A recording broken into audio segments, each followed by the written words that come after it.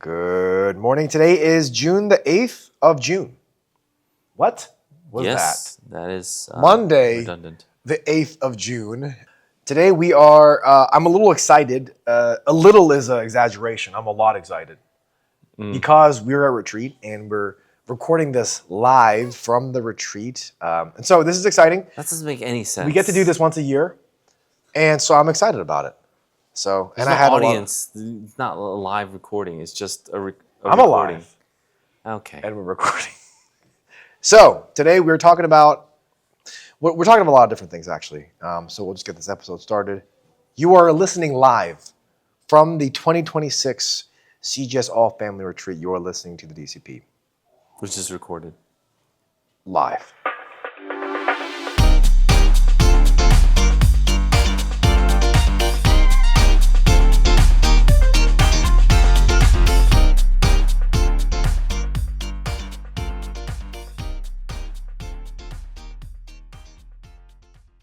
Welcome to the Dear Church podcast, where we exist to fill your ears and your minds with the study of God to see the world as disciples of Christ.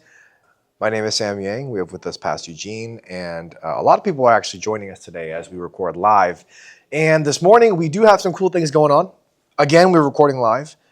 We are out in the wild. We are off-set or on-site, as they say. And this is all very exciting. This morning, we have the honor of hearing from our retreat speaker, the Reverend Dr. David Filson. Owen. Without further ado, we'll get this interview started. You are listening to the Dear Church podcast. Well, welcome back, Dr. Filson. It's so good to have you. And we would have finished our retreat once we, released this recording. And so we're recording mid-retreat. But I gotta say, even the first two sessions that we've had with you has been such a blessing. Thank you so much. Oh, I love being with y'all. The pleasure is all mine, I promise you. And if you are just joining us and don't know who Dr. Filson is, Reverend Dr. David Owen Filson is an author, a professor at Westman Theological Seminary, and a senior pastor. And so he wears many hats, he has many roles, and he's good at all of them, which is really hard to do. Usually you have to sacrifice one for the other, or someone, somebody's just good at one, maybe not as proficient as the other. And because you wore so many hats, I had some questions about that. Yeah. Being a senior pastor and also a professor at a seminary, some people say, I think there's a saying, those who can't teach or something like that. Yeah. Is there any truth to that? What have you found in your experience? Well, I think there probably is some truth to people's, giftedness. They have a proclivity maybe to the more didactic, and they enjoy teaching. But I really think that people that can do ought to teach, because oftentimes the teaching happens as people observe the doing. Yeah. And as much as I believe in theological education and lecturing in the classroom and that kind of thing, I think the most important theological classroom is the setting of the church, the sanctuary, the bedside when people are sick and dying, the graveside. That's where, especially those who want to consider vocational ministry, really learn what theology looks like when it's applied. It was Martin Luther, who lived from 1483 to 1546, who said that one is not a theologian until he's pastored the churches. And I think that means then that those who are pastors are theologians. They are the resident theologian for their flock. And one of the great dangers in theological education is that someone can be a theological educator and not have pastoral proclivities, not have pastoral tone and pastoral touch. Now, I've been an interim senior pastor at our church in Nashville at Christ Presbyterian for the last 2.5, 3 years, and that interim season is about to come to a conclusion. I'll be devoting more of my time to the classroom, like I'll be at Westminster this whole fall, teaching the Doctrine of Man and a PhD course on Cornelius Van Til and a few other things. So I'm going to be shifting more of my time and attention that way, but I think whatever effectiveness by the Lord's grace I have in teaching theology and apologetics, it really is fueled by and it flows from pastoral practice and pastoral experience and just walking with people in the tragedies of life. And Well, I think it does say something when you see all these seminary students also look to their professors as pastors to a Yeah. good degree, and they'll get a lot of pastoral advice about their ministry and how they walk. So I think you're absolutely right. If you don't know how to pastor and you're just trying to teach, it may be difficult Yeah. to a good degree. Um, because you did both, uh, what about, if we were to be in a setting and if I had to say, if I want to encourage my people to maybe go to seminary, Hmm. or I think the pushback these days is people are kind of retracting from seminaries and they're not going to seminary. They just want to jump onto the pulpit. Maybe not Presbyterians, but maybe other denominations. Is there any kind of warning you might give, or do you have a concern about people just jumping to the pulpit, saying, I just want to get ordained, I want to start preaching, and I'll do the seminary training later? Yeah, I really do, for a couple of reasons. In some cases, when young men have such a desire and a fire to preach, and that's a good thing. They want to preach. They want it. Like Jeremiah says, the word of God is like a fire in my bones, and I can't contain it. But the danger can be, in some cases, the desire to preach without the desire for preparation can be just a desire to perform. Yeah. And our people don't need performers; they need Yeah. pastors. And the second thing I would say is, like at Westminster, all of our professors are pastors.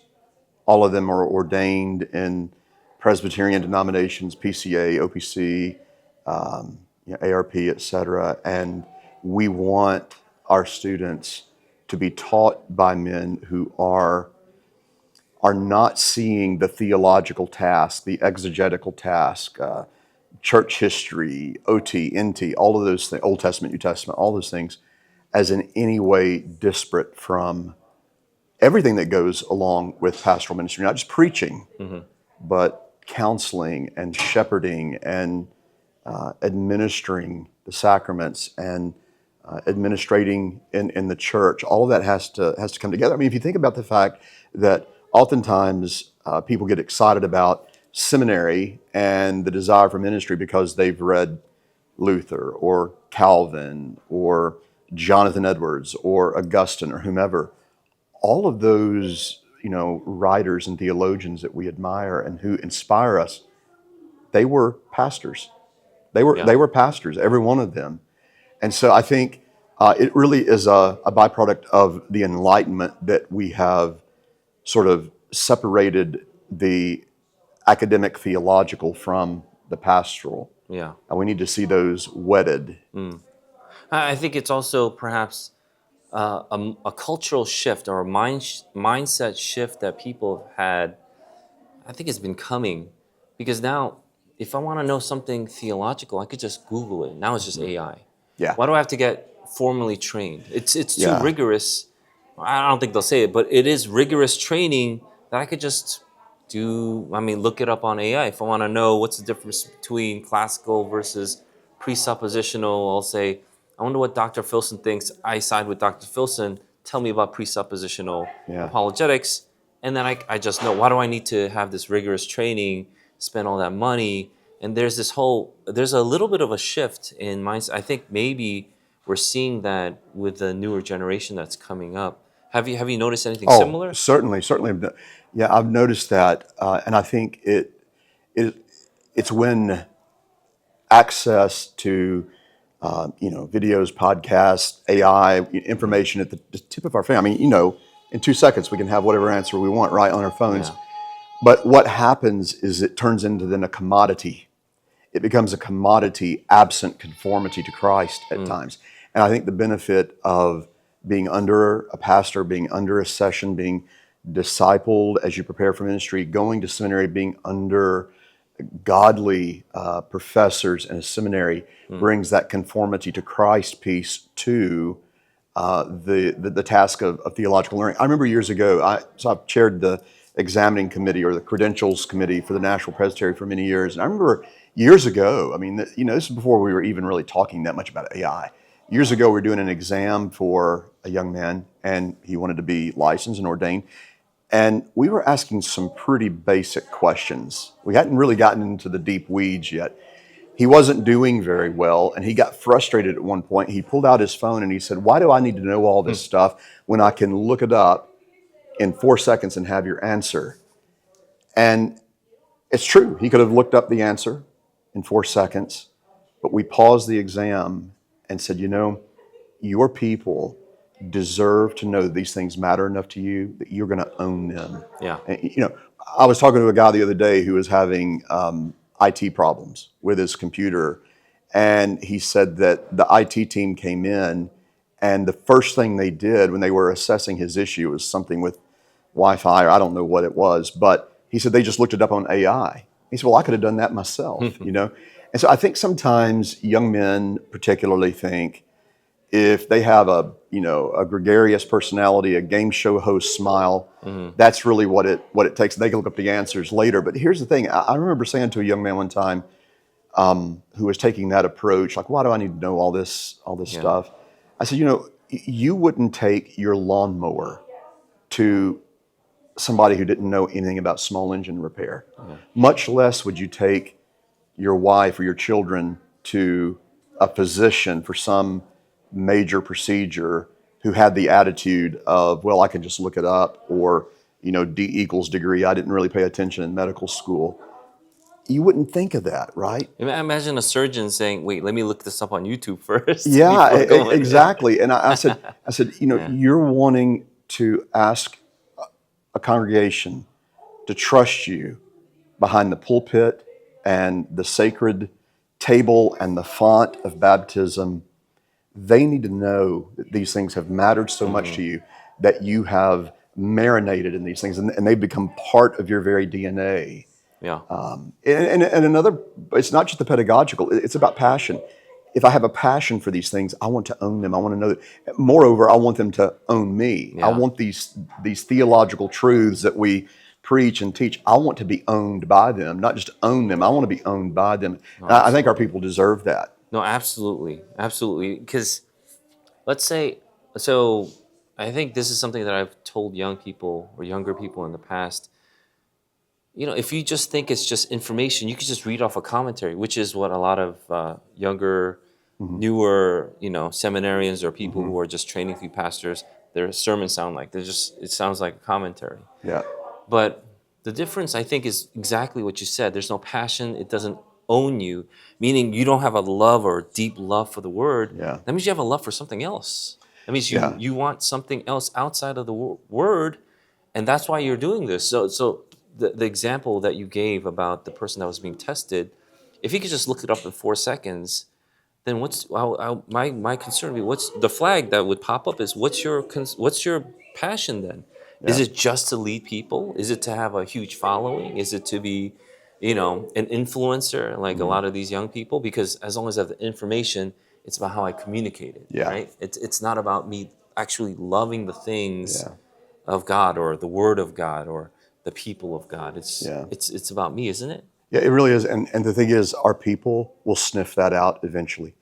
They'll sniff it out. Do these things matter to you? Have you marinated in these things? They matter to you? Because if they don't think it matters to you as their minister, then why should it matter to them? The example I used a minute ago of this particular young man, he's out of the ministry now because I think at the end of the day, he's a fine young man, but these things just didn't really matter that much to him, not enough to say, I'm going to sacrifice whatever I need to sacrifice and set aside whatever I need to set aside so that I can go deep in these things. It's like the story I was sharing with the group earlier in one of the sessions. The lady who was on her deathbed just a couple days before she passed away, when she called me to her bedside, and I went and asked her, what do you need? I'm here. And she said, I want you to start at the beginning, remind me of all my theology, and tell me it's true. Yeah. Well, the last thing in the world she needed was for me to go, well, what question do you have? I can look it up for you. She needed to know that these things mattered, and they had just so gripped me because she wanted it to grip her as she was crossing the veil, as she was crossing over Jordan, as it were. She wanted to know it mattered to me to remind her these things are true and they matter and they're going to get you home. That's what she needed from me at that point. And so I think ministers as a whole, Paul told the Corinthians that we apostles, he said, are considered the scum of the earth and the refuse of all things. And I think ministerial students and ministers, until we are willing to embrace being the refuse of all things, and we're not the apostles, we're pastors, we're not the apostles. If they could be the refuse of all things and embrace that, how much more should we embrace that? And I think a part of that humility manifests in saying, I'm gonna put in the hours, the long, lonely hours of studying the biblical languages, learning my theology, learning how to unpack Scripture and articulate it in a way that's accessible. If that's not a passion, if that's not something that I'm committed to, then it's quite possible that, as I said, I'm just interested in performing.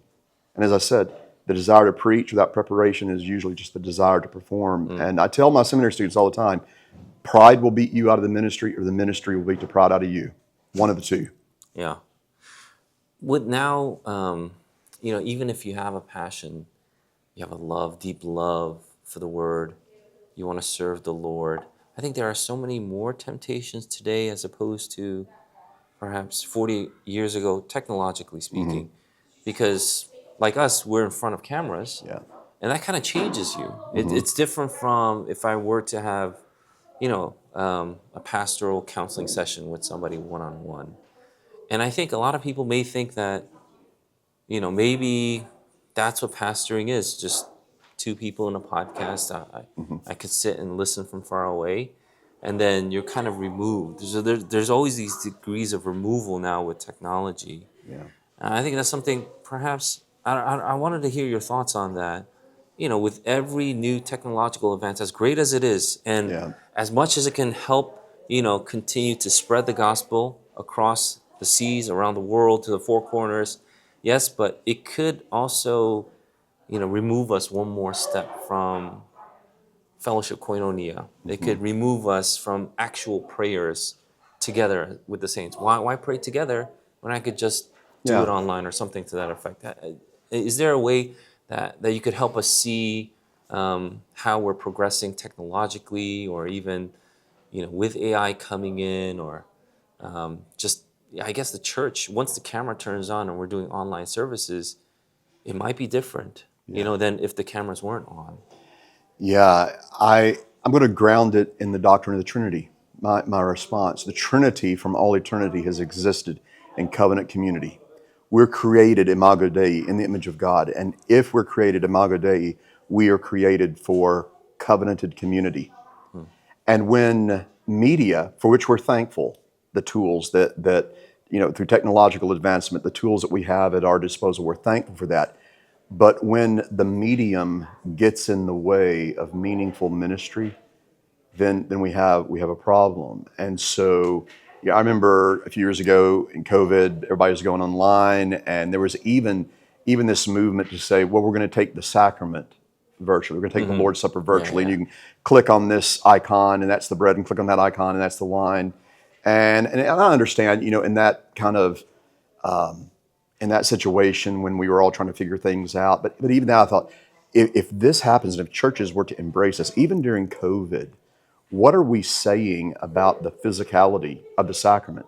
The physicality, that the whole body experience of hearing a sermon is not just listening to one online, which is fine, or reading one in a book, which is fine, but that lived body experience of being in covenant community, setting under the preaching of a real live ordained man of God. It's not just the hearing. It's not just information that is being transferred. It's about transformation, and that happens in the context of covenant community. And again, I think because we're created in the image of God, and God has existed in triune fellowship, then the degree to which we sort of extricate ourselves from that in the name of technological advancement or convenience is the degree to which we are removing the very sort of nexus of sanctification and conformity to Christ out of the equation. And I think it's more dangerous now than it's ever been. I love C.S. Lewis, and he wrote the Ransom trilogy. People call it the Space Trilogy. Mm-hmm. The first one, Out of the Silent Planet, I think there's a sense in which he was addressing modernism and the sort of rise of Darwinianism and Darwinian evolutionary theory and so forth. And the second was Perelandra. And it seems to me in Perelandra, he's touching on postmodernism, so the movement from modernism to postmodernism. And then in 1945, he wrote That Hideous Strength. Mm-hmm. How he did this, I have no idea, but there was almost like a prophetic element to That Hideous Strength where he's exposing where I think we are now, which is metamodernism and transhumanism. And with the rise of technocracy, the idea of moving beyond the human, uploading your conscience to the cloud, Mm-hmm. whatever, the way that technology is going to replace some of the most intimate functionality of our humanness. And he's touching on that in 1945. Yeah. And so all three of those books, modernism to postmodernism to metamodernism and transhumanism, and here we are, 2026, and we're seeing it. Yeah. No, I forget the exact quote, but I think it was in that series where he wrote where we can have, and I'm going to butcher it, but I'm paraphrasing, we'll have this technology where we can help other people, but they're far away. Not our neighbors. Yeah. We could help people from far away, and thereby we don't have to care about them. But we feel good that we're helping other people. And that's actually where, the shift in culture is going.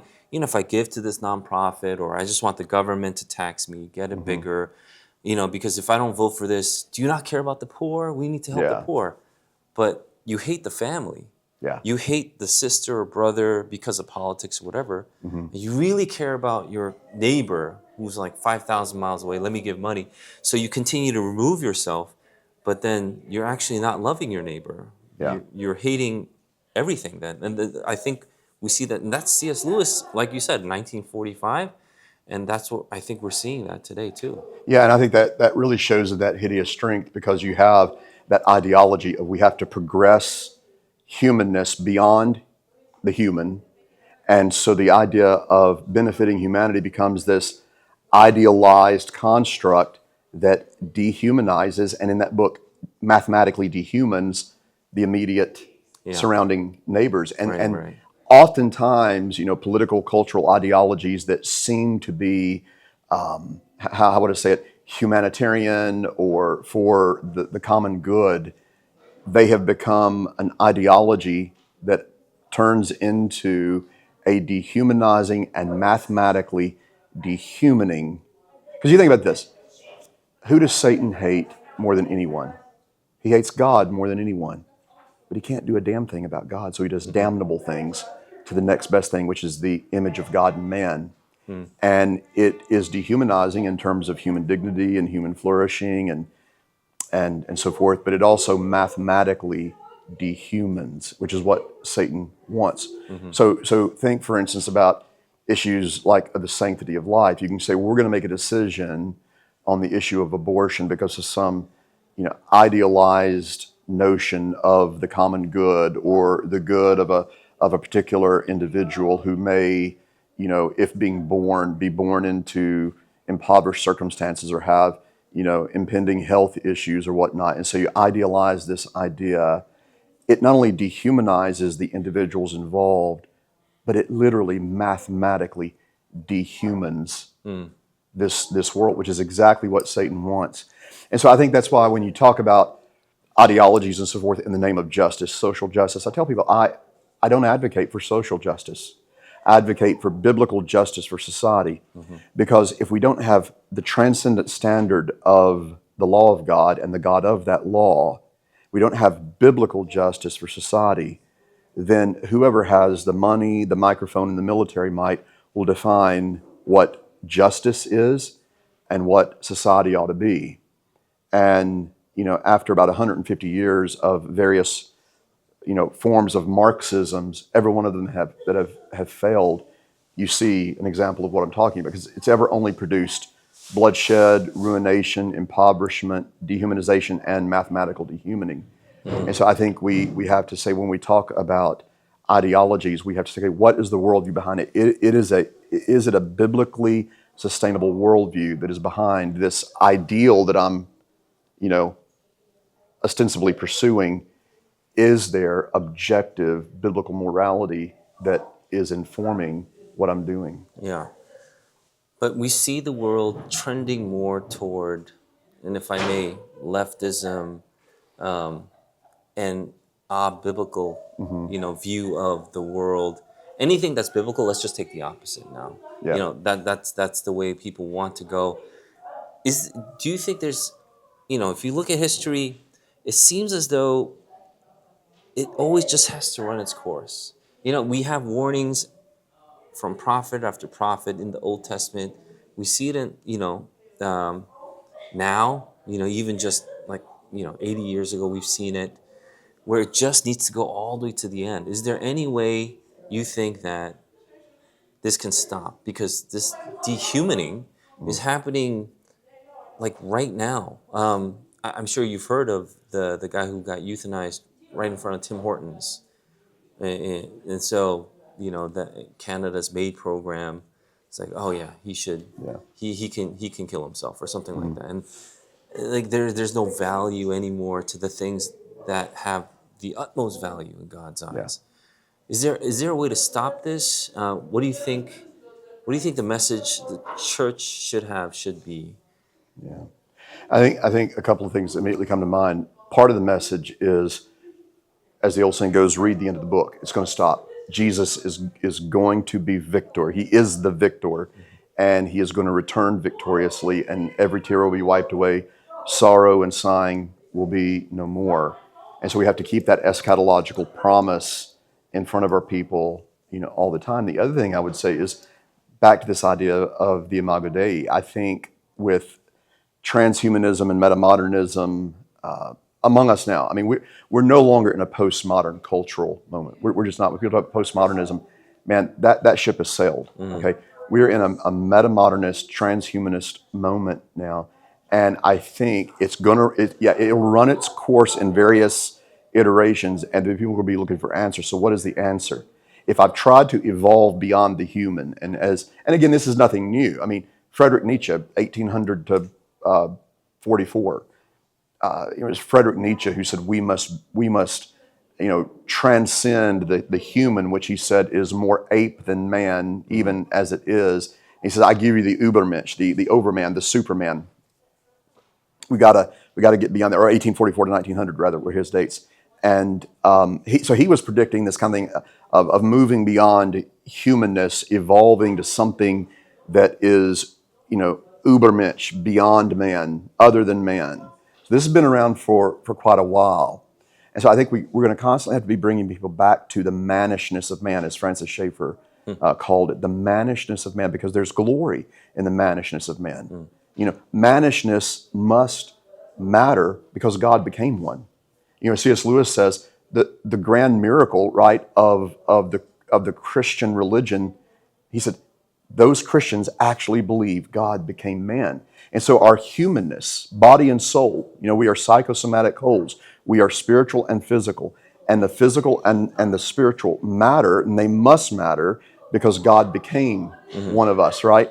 And so if we can return constantly, keep that constantly in front of our people, it really is going to be the only solution to the dehumanizing and the dehumaning trajectory of metamodernism and transhumanism. And it's going to remind people of the glory of what it means to be human, that no human is simply a commodity that can be dispensed with so easily. But if we're looking at, say after the Enlightenment, this notion of man, and certainly after Darwin, this notion that man is just an accidental bag of biology, man is just an accidental flesh machine that is evolved and evolving. Well, if that's the case, if all you and I are a conglomeration, an accidental conglomeration of molecules, then there really is no difference between mowing the yard and murdering someone. You're just cutting down cellular entity. one may be more complex at the cellular level than the other, but if that's all we are, then there's no difference between when you are and a man being euthanized, right? Or a baby being aborted. You're just doing away with cellular entity. So we've got to constantly return our people back to the covenantal. Now, I'll explain what I mean by that. The covenantal reality of what it means to be human. And that covenantal reality is that by virtue of being created in the image of God, every human being, every man, woman, boy, and girl ever has, is, or will exist, is covenantally related to the God by whom they are created. We're either in covenant with the first Adam, who on our behalf failed, or in covenant with the second Adam, who on our behalf has won the victory for us. But if we think about man as created in the image of God, then we can talk about dignity. Then we can talk about worth. Then we can talk about value and why people matter. And if we don't do that, then the only reason people matter is if they are able to help me get ahead in some, utilitarian fashion. And we've had centuries of that. And how's that worked out for us? Yeah, I mean, it's literally in the way people now see the world because, it's about power, right? Power. So I just want power. It's much more, reductive than the Ubermensch that you mentioned, but it's just power now. Yeah. And so as long as I have power, it'll be right. Yeah. As long as I have power, it'll be okay. Just give me power, things will be fine. And we see the world kind of going downhill that way. If I may, I think we got a little taste of your Doctrine of Man series, but Yeah. it would be great if I told you before, but I would love to listen to your Doctrine of Come Man on lecture and series. audit the class. Come sit in with us. I really want to, but because we had a little taste of the Doctrine of Man, I wanted to kind of push it forward to shift a little bit to ecclesiology. And some people think that the message is good. Your message is good, Dr. Filson. However, the reason why the message can't get conveyed isn't necessarily theological in the sense where, we have our Christology wrong or anything like that. It's because we have our ecclesiology wrong. And so the fragmentation of the church, how our denominations are more libertarian now. And so there's been a pretty significant movement to criticize not the Protestant Reformation per se, but maybe even between the Presbyterian Church and how the more conservative denominations broke off. And the criticism is the schism is a greater sin than if we stayed and fought it out. Why didn't we stay? And why did people like Machen and all the people after have to split with the other churches? And so now we have, because of that, they're pretty much blaming the conservative denominations that split, saying because of this it opened the doors to denominational libertarianism. I wonder how you would respond to that. Well, I think to suggest, for instance, that J. Gresham Machen was schismatic. Machen was not schismatic. He recognized a schism had already occurred. What do I mean by that? The same thing I mean when Luther said, "I didn't leave the church left me." Machen was not schismatic. He recognized that a schism with the truth was taking place in the mainline Presbyterian Church. Now, what do we see? Say Paul say to the Corinthians in 2 Corinthians 6:14, what fellowship has light with darkness? Or what he said to Timothy in 1 Timothy 4:17, judgment begins in the house of God. So I would say that Machen was not trying to be schismatic or libertarian, though he was something of a libertarian politically, but it wasn't an ecclesiastical libertarianism. It was a recognition that the church of his day was abdicating those essential principles to which the church is covenantally accountable. The exclusivity of Christ for salvation, the inerrancy and inspiration and authority of the Word of God, the reality of the miraculous in the Bible and a host of other, what we would call fundamental Christian beliefs, those were being abdicated. And to remain in covenantal league with that would not be a matter of faithfulness, but faithlessness. And so I think we have to be careful and say, just because, for instance, he started the OPC, or in '73 the PCA formed, was not an act of schism. It was a recognition that a schism was taking place, and are we going to remain and participate in that schismatic theology, that schismatic ecclesiastical abdication? And I think faithfulness says, no, we're not going to be schismatic. We're going to be faithful to an ongoing church, an ongoing faithfulness to the Word.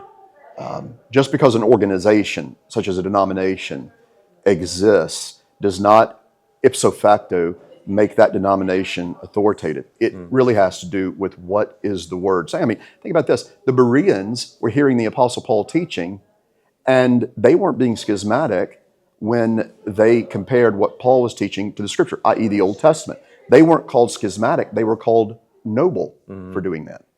So I think that would be my response. Yeah, in short. I think that's good. I think perhaps because we see so much confusion, people don't know where to put the blame, so they'll just blame things and say, this is the greater evil and things of that nature. That's why we're seeing movements like the Reconquista movement, where stay in these mainline denominations and just be faithful there. But then I had spoken to you about this a little bit before, but you can't stay in a church if it's not the true church. It has to be the true church. There's something to recognize that there is an invisible church, and this is something that we long to be part of. And we long, even though we gather visibly, we recognize with all the saints that we're part of this invisible church who truly worship the Lord as He has, wanted. Yeah. And so the things that we're going through now, I don't know what you think about denominations, but is there a way that maybe we should try to combine some denominations, or is it good what we have now? Is that good, or have you ever thought about? Even I remember talking to a minister from the OPC, and I asked him, "Do you think, there'll ever be a place where the OPC and the PCA will come together again?" And he's like, "Oh, I don't know, maybe." Well, I don't know what you think about that. Yeah, I mean, that's been in discussion, over the last few decades. So on the one hand, we understand why we could rightly lament the variegation of denominations, the multiplicity of denominations that exist. On the other hand, I think denominations are a good thing, because denominationalism gives a structure in which I can be honest about what I believe. And I can take vows and covenant myself honestly based on a denomination's confession of faith. Now, the beautiful thing is, say I'm a minister in the PCA, we have what are called fraternal relations with other like-minded Presbyterian denominations. Does that mean we need to blur all those denominations and just create a new one of those? No, I don't think so. I think the denominations that are in those fraternal relations, say in my case, we're able to be in unity, in fraternal relation, recognizing the validity of each other's communion, and yet because of certain nuances where we disagree, we don't have to paper over that disagreement. We can be honest about it, agree to disagree agreeably, charitably accept one another, but not pretend that we don't have certain nuances that make up our particular confession and ecclesiology. No, I think it goes out beyond that. Even there are beautiful blood-bought believers in Christ across many denominations and Christian communities. Again, we have differences that exist that when we all get to heaven, we'll know where we're wrong, and we'll know as we are known, and we'll know Jesus as He is, as 1 John 3:1-3 says. But until then, I think denominations allow us to be honest about what we believe, and then when it comes to saying, well, you should stick it out in a particular denomination that has articulated its rejection of very crucial Christian doctrine. Now, I'm not saying that there, might not be people who are called to remain with a particular local expression of that, but I'm just going to speak for myself and say I can't, with integrity, enter into covenant, which is what vows of membership, ministerial vows involve. Can't enter into covenant with a denomination that has articulated and made clear its departure from key aspects that I believe the Word of God Yeah. requires. No, I think that does say something about.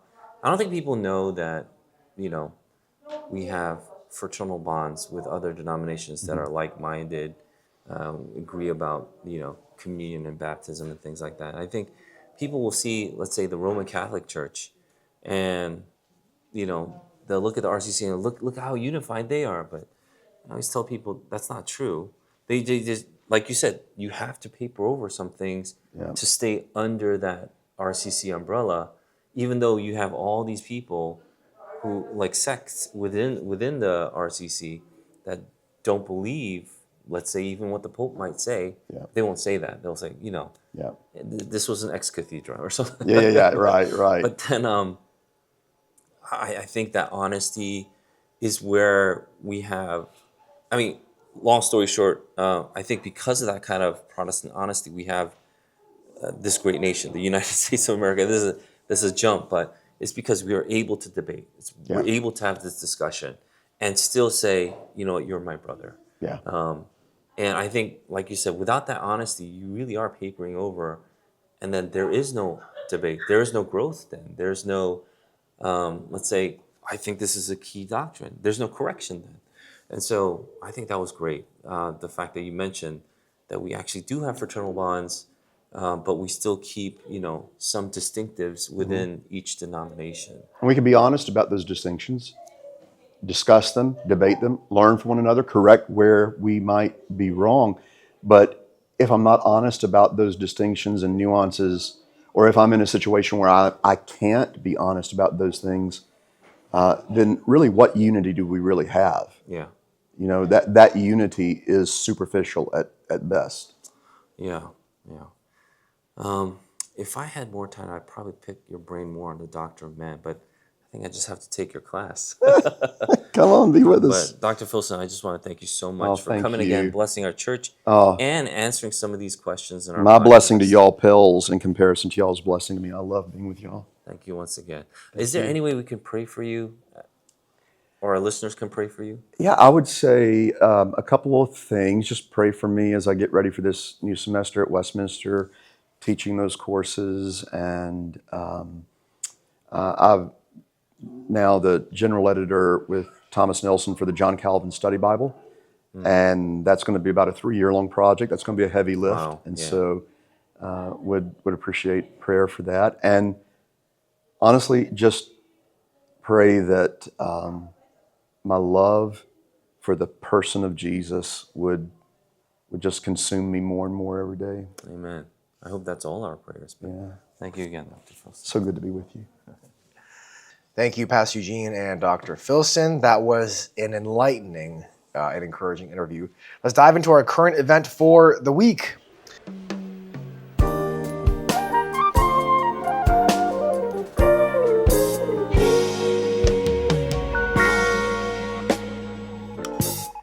So taking over the news across the pond in the UK has been the murder of 18-year-old Henry Nowak, who was stabbed in Southampton in December of 2025 by Vikram Digwa. Digwa, who falsely claimed that he had been racially abused and acted in self-defense, was jailed for life on Monday, June 1st, with a minimum term of 21 years. And I think the reason why this has caught fire recently, this past week, was the release of the police body cam footage, releasing Novak's last moments. And if you've watched it or listened to it, it's extremely sad, chilling even, that in the last moments of his life, Nowak, who was stabbed, was the one that was actually handcuffed. He was the one that was handcuffed. Yeah. And that was because Digwa's brother had called the police claiming that Digwa had been attacked racially. And in the video, you see Nowak repeatedly saying that he had been stabbed and they couldn't breathe, to which the police respond, "I don't think so, mate." This is from the BBC. It's on the body cam footage. Yes, and Yeah. it's pretty upsetting, and it's really chilling. Those were his last moments, and the police didn't even believe the fact that he was stabbed, and then he becomes unconscious as he's handcuffed. So one of the comments that I've been kind of hearing, the commentary that I've been hearing, is that racism is kind of like the crime that the police were scared of most, and siding with the Caucasian, the white Brit, would have been the bad thing in their mind because they're so scared of being labeled racist or just phobic in any sense. And I guess the question is anti-racism ruining the West? Because that seems to be the case.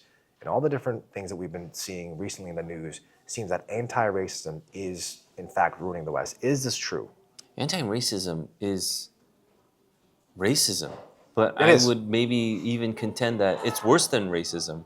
It's a worse form of racism because you've convinced yourself that it's not racism when it's a terrible, terrible thing to hold on to. Henry Nowak was stabbed 5 times, and one of those times was in the face. All they had to do was check his face because they stabbed him in the face. He was bleeding. He was bleeding. So- One in the chest, one in the hip, multiple places. And what they first did was they thought, oh, here he is behind the car. Let me drag him through the gravel and then handcuff him first. They didn't Yeah. handcuff the other guy. They No, didn't no. handcuff him.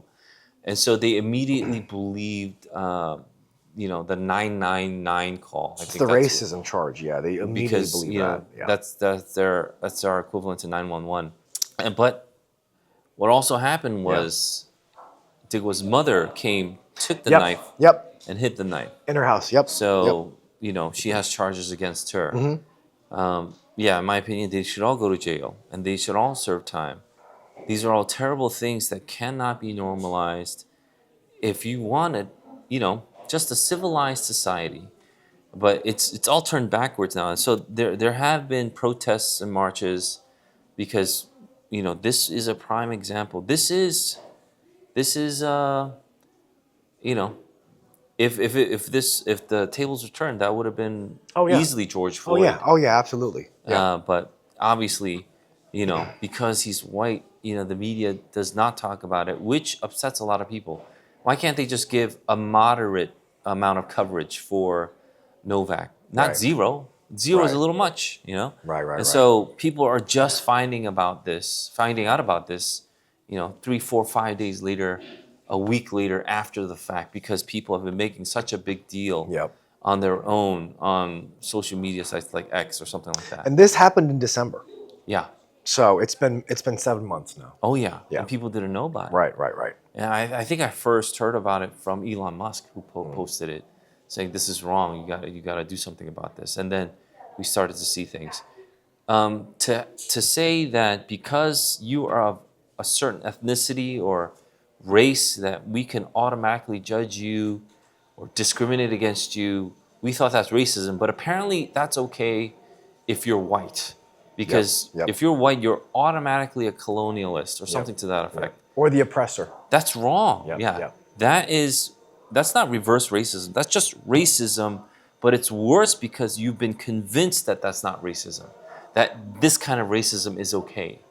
And I think we need to fight back against that. We need to fight back against that in every way. We should stand with the people who are actually saying this is no good.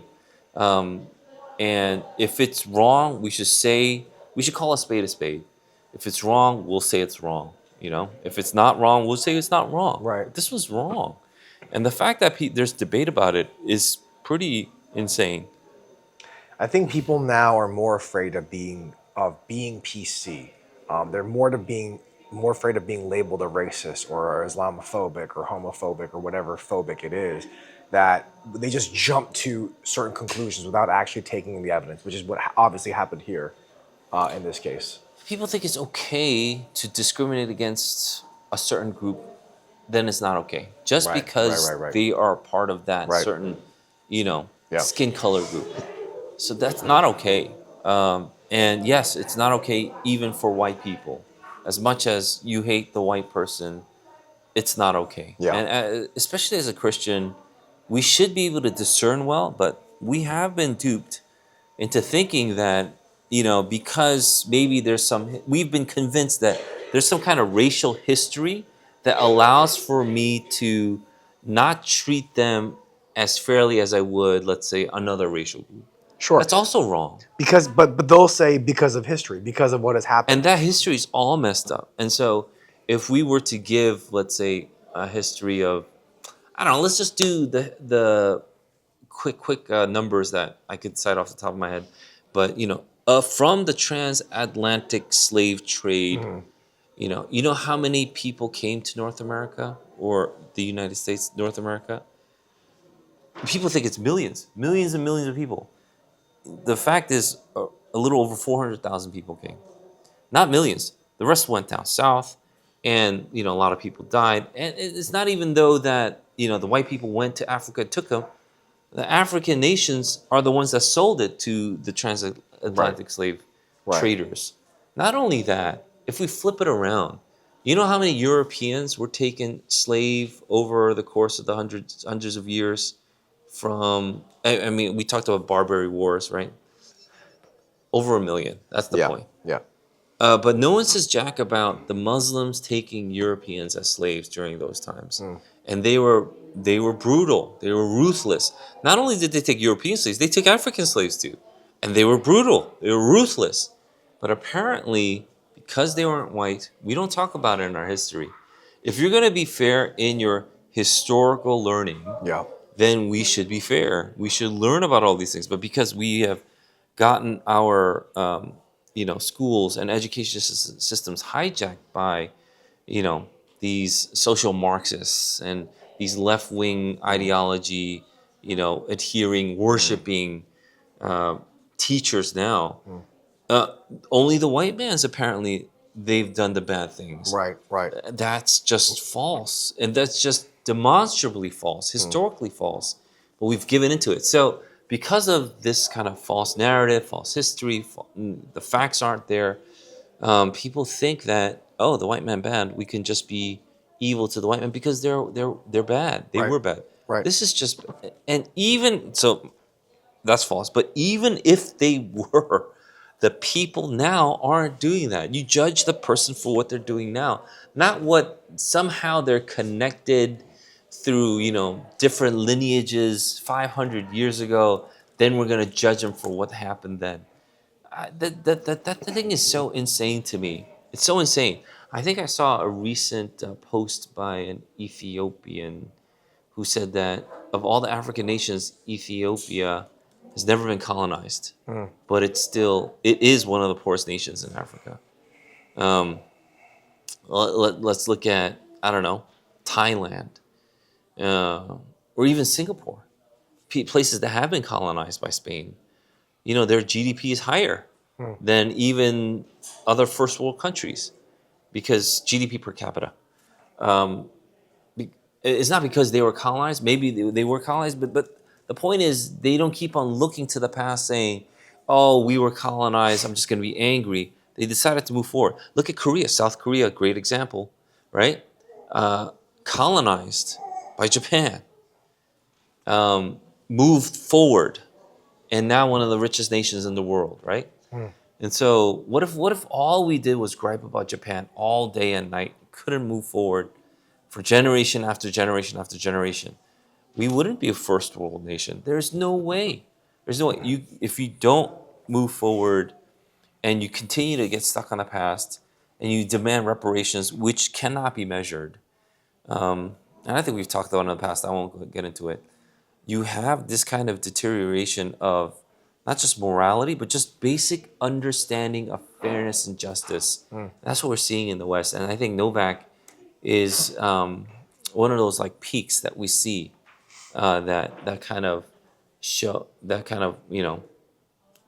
out in what's going on in the West. It's actually it's very saddening news, and I think the way that Europe has been heading as of late, and then even in like the last 20 years, is not the best direction, I would say, in terms of even the takeover by Islam. And so that's something that I think we have to continue to watch very carefully. Yeah. In our media and culture segment today, we are talking about Jesse Ridgway, a content creator by the name of McJuggerNugget, has dropped some big news. For those of us that have no idea who this is, I have no idea. This is a streamer with 4 million subscribers on YouTube with 2 billion views.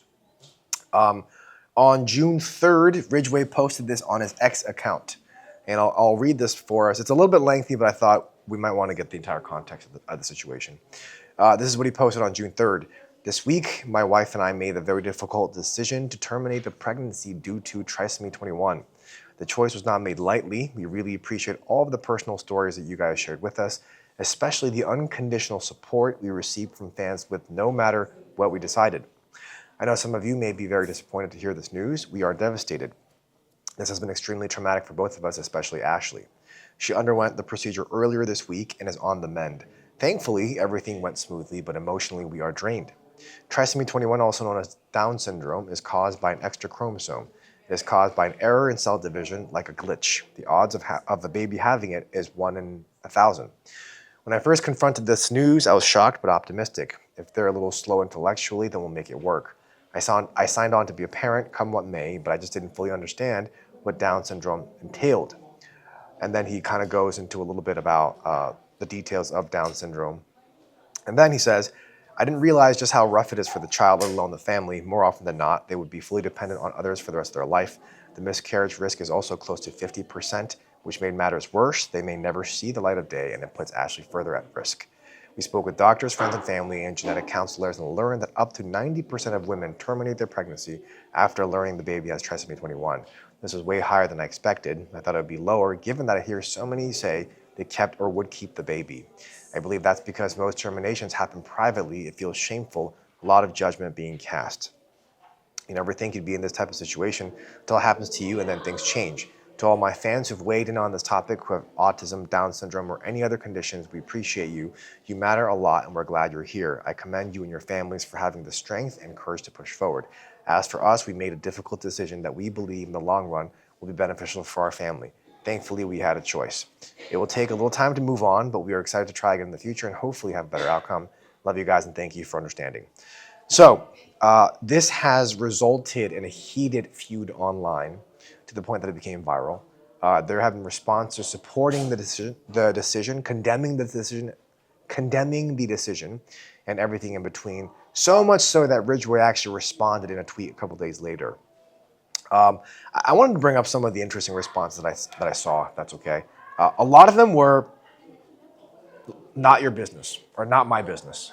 Another one, absolutely horrible. The fact you thought it acceptable to even share this is weird. You're a monster. This is from Megan Basham.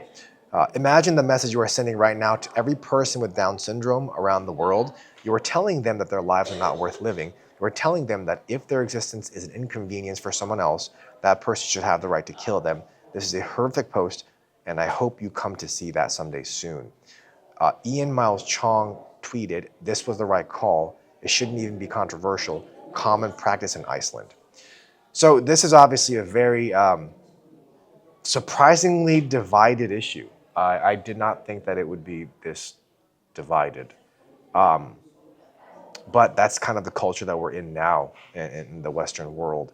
So your thoughts on this? I mean, this is a tough thing. This is a tough message. It's the wrong message. But your thoughts, Pastor Eugene? Well, it's interesting. Love to hear your thoughts too. But it's interesting you mentioned Iceland. Iceland that boasts that they eradicated Down syndrome. They didn't eradicate Down syndrome. They just killed everybody with Down syndrome. That was just murdering every kid with Down syndrome. Didn't mean that you eradicated it. So trisomy 21, another way of also known as Down syndrome, and when someone has trisomy 21, some of the physical features are very apparent. But what we believe as Christians is that every life is made in the image of God.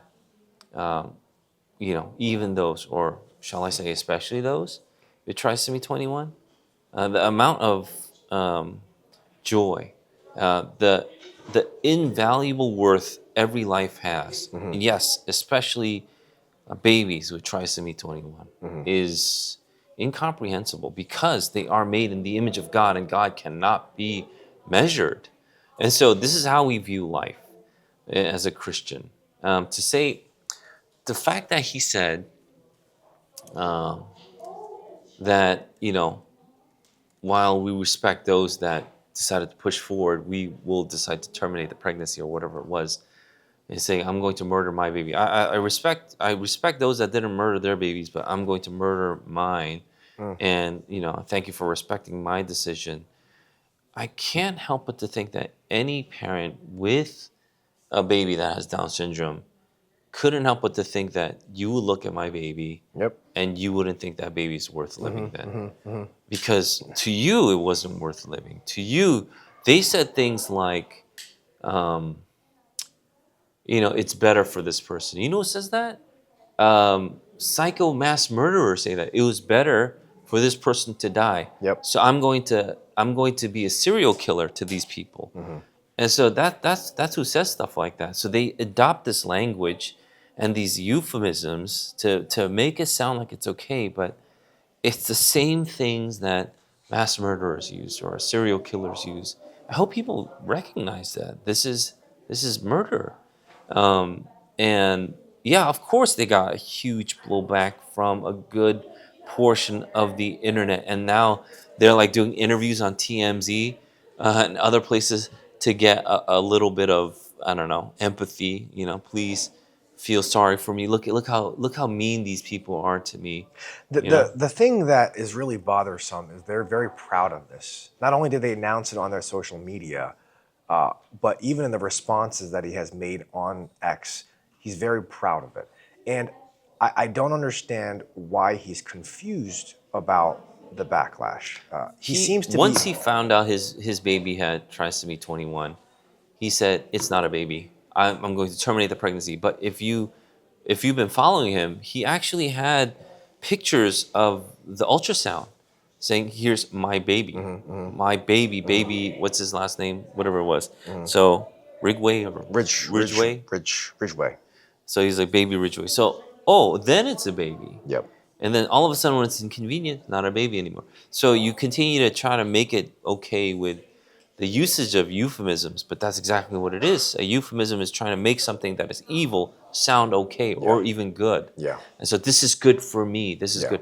And so, I mean, this kind of thinking and philosophy, ideology of where we want to be autonomous, we get to dictate value ourselves, because that's what they ultimately believe, right? They believe that they get to dictate the value of their child, which is not true.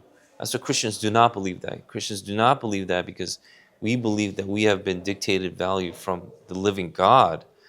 That's why we have even, all men were created equal, because we were made in the image of God, because the Creator made us equal. The Creator gave us this. So our value isn't dictated by man, it's dictated by God. Right. And so this value system is all backwards. You were going to say something? No, it's what I meant by him being proud of this and not understanding why people are responding the way that they are is in his response. I told you that he had another post that he responded with on June 4th, and he's playing the victim card, and he also actually calls out Christians. He says, what's more troubling is a lot of these people use God or Jesus as their justification for threatening us and wanting to cast us into hell. Seems pretty hypocritical. Yeah, I think he said something like he bought a gun because he's afraid for his family. And then, you bought a gun because why? You want to defend your life? Oh, because life is precious? It's just... Well, I guess you didn't think your baby's life was precious. So obvious. I think people are rightfully upset. Yeah. Because not only did he kill his baby, he decided to broadcast and that. it's public. And to say to the world. So if it was private, we could have said this is... But I would still disagree, but people could have said this is a private matter, they did it privately, whatever. I still disagree. Murder is always public. There is no private murder. I can't murder you in the closet. They're like, it was private, guys. It doesn't work like that. Yeah. And so murder is always public. But if they decided to do it privately, I don't think people would have had this big of a backlash against him and his family. But he decided to post about his baby, to be happy, to get people along the journey. Right. And then when he decided to, in his words, terminate the pregnancy, which is to kill the baby, decided to make this post so that people would feel sorry for him or, you know, empathize with him. Right. And now he's all mad that people aren't. It's this Because disconnect. you don't understand. You There's don't know this my huge situation. disconnect, between reality Right. and what this guy thinks is reality. And that's what people are trying to bring him back into, which he's thoroughly rejecting by going on places that will only support his idea, Right, like TMZ, and getting interviews there. So Right. that's the world Right. we live in, right? So if someone rejects your view of reality, all you have to do is go into another hovel, enclave, a little sect yourself that will support your beliefs. Why do you have to stay within this group, right? And so, that's it's kind of telling where we are, where, you'll be more entrenched in your worldview no matter what, because you'll always have these enclaves that will support you. Like that guy who murdered the healthcare CEO, Yeah. Luigi Mangione, Mangione. Yeah. that idiot that people are now saying, oh, he's a hero. Hey, look, I guess he doesn't even have to feel sorry because all he has to do is look at my supporters now, look at my Right. fans, look at He the gets people fan that mail want in to date jail. me. Yep. Yeah. Yep. And so I think that's one of the things that we have to contend with in a more and more connected world, because you can connect now even more broadly. And this is one of the things I said in the interview with Dr. Filson, where you can disconnect yourself from your immediate family because they don't agree with you. And I'll just connect myself with someone that's on the internet. I don't even know their face. I don't have to, as long as I get their approval, right? Yeah. And so the immediate connection between neighbors get lost, and we call someone else 5,000 miles away. They're our neighbors because we should love them, we should support them, but you don't do jack for the person right next to you. And I think that's the crime. I think that's how they get you. Don't worry about the guy next to you. Don't worry about your neighborhood. Don't worry about your brother or sister. They're not going to support you. Forget it. Then move on to some chat room or Discord room or whatever it is, Right. Discord server, and connect yourselves there, and then you're fine. Which is a complete disconnect from reality. I think it's a sad state of affairs, and it leads us to, I think, prayer for our world. I think prayer for Jesse Ridgway and his wife to repent, because this is a heinous sin that has been committed, and we need to treat it as such. Yeah, I mean, the sacrifice to Moloch is one thing, but to broadcast it And to brag and to feel with proud a about it, and spotlight, to like music, putting it on and to stage, defend it over trying and over, trying to dress it up, that's another. Yep. So that's something that we need to really consider and think about and pray. We need a beat.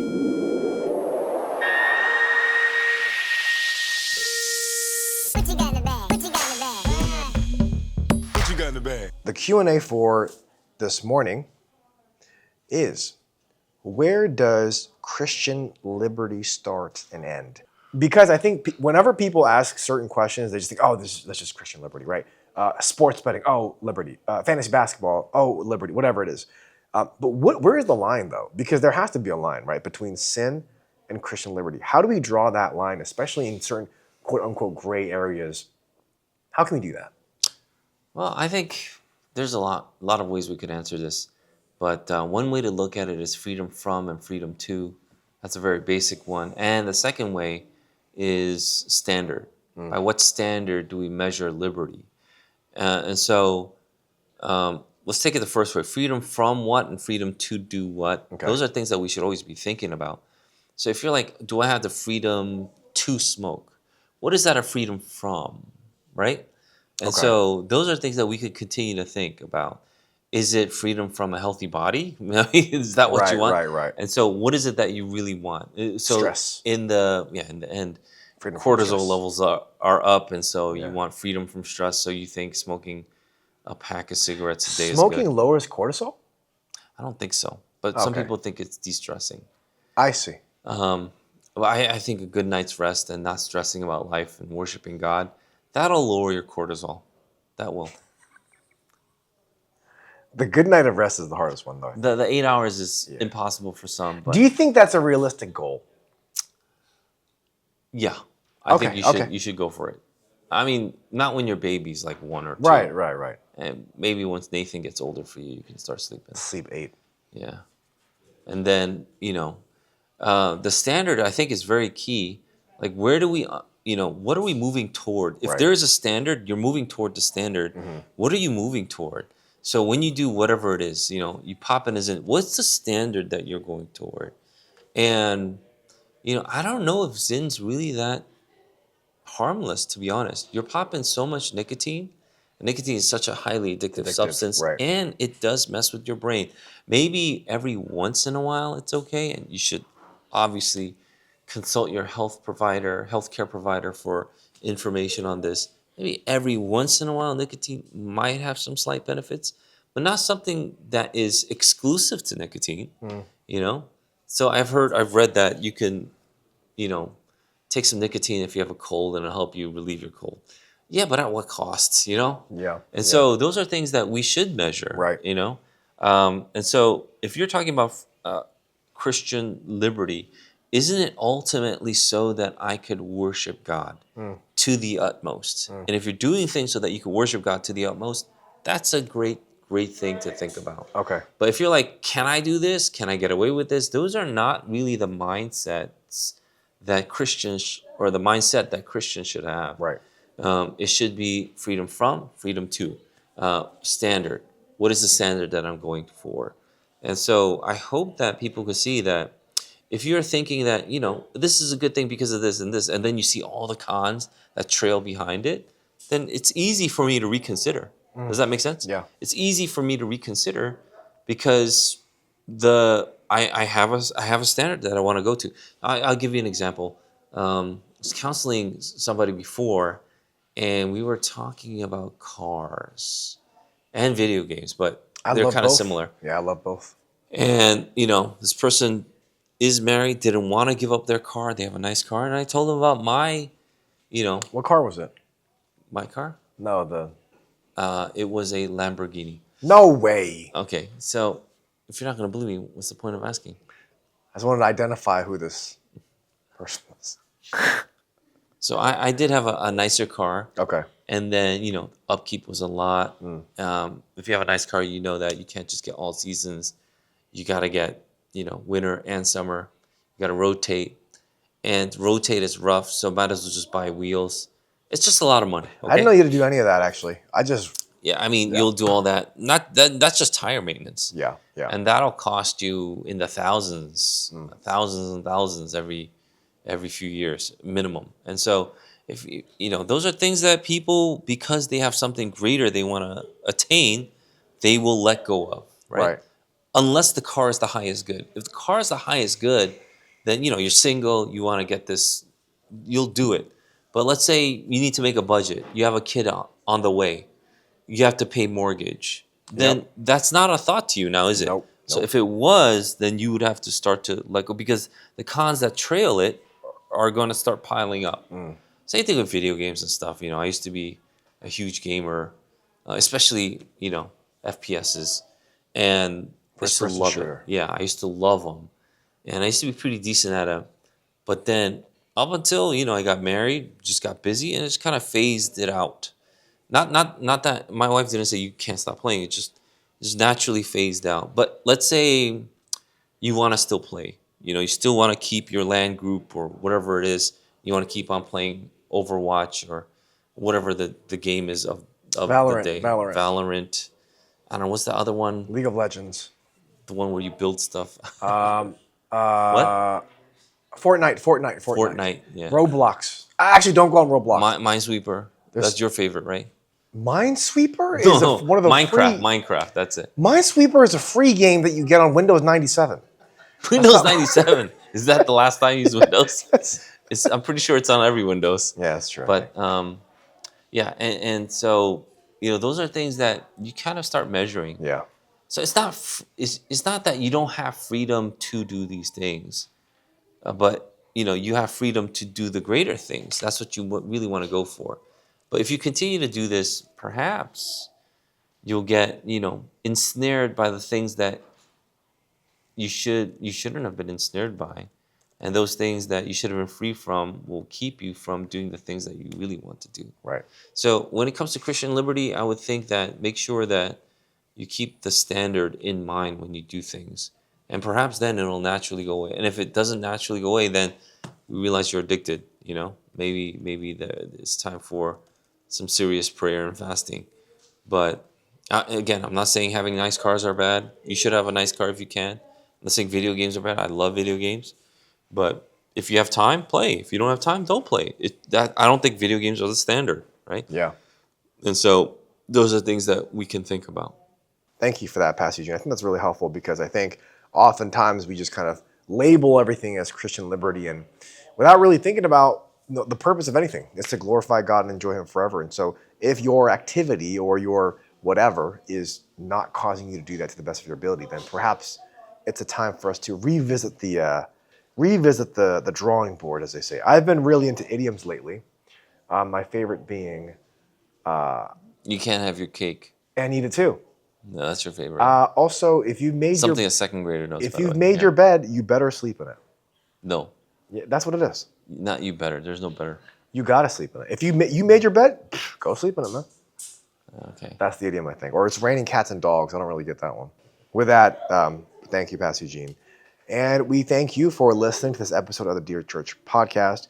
We hope and pray that this has been a blessing in your ears. Fight the good fight, finish the race, keep the faith. Peace. Peace.